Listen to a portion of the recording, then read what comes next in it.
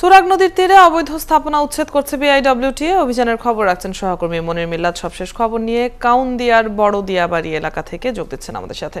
মনির, অভিযানের কি খবর আছে আপনার কাছে? মাঝে ৩ দিনের বিরতি দিয়ে আজকে ২২তম দিনের অভিযান চলছে এবং গত বৃহস্পতিবার শেষ দিন যেই জায়গা থেকে আসলে অভিযানটি শেষ করা হয়েছিল, আজকে সেই জায়গা থেকে কাউন্দিয়ার বড় দিয়াবাড়ি এলাকা থেকে সেই অভিযানটি শুরু হয়েছে সকাল 10:45টায়। এবং এই সময়ের মধ্যে আমরা দেখেছি যে এখানে তুরাগ নদীর পাশে ৩টি আবাসিক ভবন, যেগুলো একেবারেই নদীর জায়গাতে অবৈধভাবে গড়ে তোলা হয়েছিল, সেই ভবনগুলো গুড়িয়ে দেওয়া হচ্ছে। এর মধ্যে 2টি ভবন এরই মধ্যে একেবারেই গুড়িয়ে দেওয়া হয়েছে। আর পাশে আপনি নিশ্চয়ই ছবিতে দেখতে পাচ্ছেন যে একটি 4তলা ভবন, যেটি নদীর সীমানা দেয়ালের ভেতরে তৈরি করা হয়েছিল, সেই ভবনটি এখন ভেঙে দেওয়ার কাজ চলছে।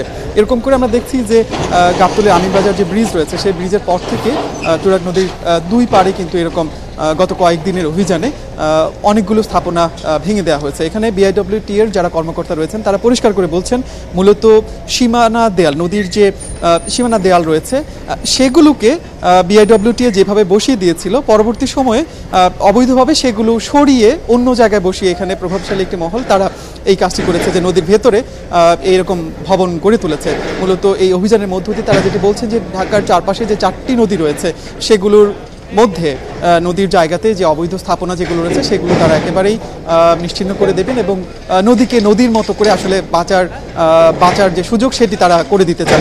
এখন পর্যন্ত এই অভিযানে আমরা দেখছি যে কোনো ধরনের আজকের এই 22তম দিনের অভিযানে এখন পর্যন্ত কোনো বাধার সম্মুখীন বিআইডব্লিউটিএ কর্মকর্তারা হননি।